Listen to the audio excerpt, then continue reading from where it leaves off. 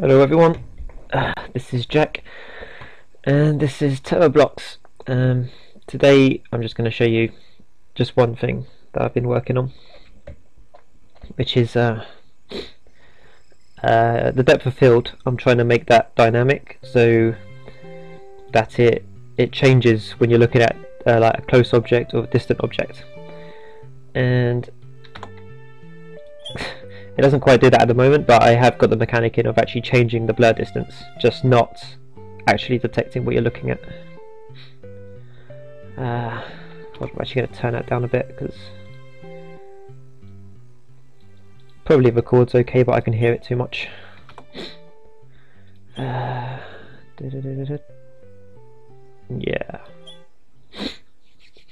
Actually, I should have done a bigger world. Okay, let's just go back and do a bigger world. Okay, it starts off halfway, so that might be a bit confusing. And I should have done a creative world because that's better for this. So, as you can see, we could change the blur distance. So if I'm looking at that tree, it'll be roughly there. If you're looking close up, it'll be roughly there. So I'll do this on a creative world. I'm just messing around too much at the moment. Oh, you stupid me. So I've had too much coffee today and it's quite late now. Okay, calm.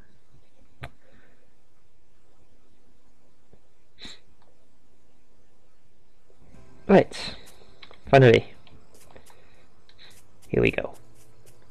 Okay, so let's do this. Okay, so at the moment we've got the blur distance close up, as you can see, this tree. And if I look away, and as you can see, it's not automatic yet. This is what I'm talking about. So I can manually change it to be there, or I'll look at that distant tree over there, and you'll see things that are closer are blurrier, and when it's close, things in the distance are blurrier. Pretty simple. I don't know if you can see anything on here that's different. What I'm doing is I'm not actually changing the depth buffer at all. It just changes the layers it uses when it's blurring it. So you can actually see quite far as well there.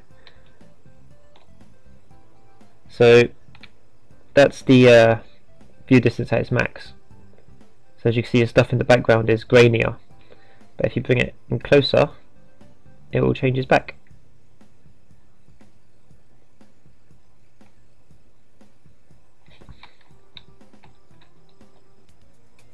Which is some...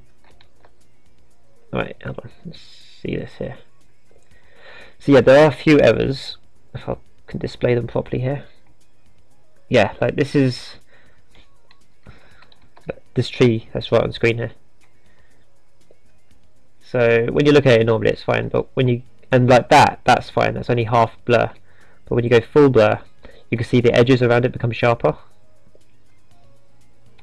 So that's a bit of an error.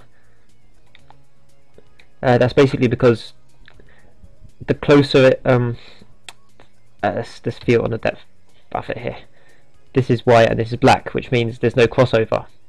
So when it's trying to use a blur surface on the white, it doesn't blur out into the black. So I either need to do something where I'm blurring the depth buffer, I don't know how that would work, or I do some sort of blur when I'm actually drawing onto this, so it knows that this overlaps a little bit. Get out of that. So yeah, that's that working. What else was there? There was something. Oh yeah, right, the problem with detecting the distance at the moment is the same problem I had before with when you're on a planet, the curvature. Oh, no, look at that. So yeah, there's a few floating point errors in this at the moment. That's very hard to get. But yeah, what was I saying? Yeah, when you're doing curvature, the raycasting that does this, I still haven't got that to work properly yet. So it's fine on like a flat world, we could detect it perfectly. But when it's on a curvature, I still don't know how to properly do a raycast along that curve, because it's not a straight line anymore. It literally it's a curve. I don't know how else to explain it, but yeah, it's tricky. But yeah, this part of it's in, so at least that's somewhere. Yeah, so just a small video, let you know that I'm actually getting somewhere. So thanks for watching, and goodbye.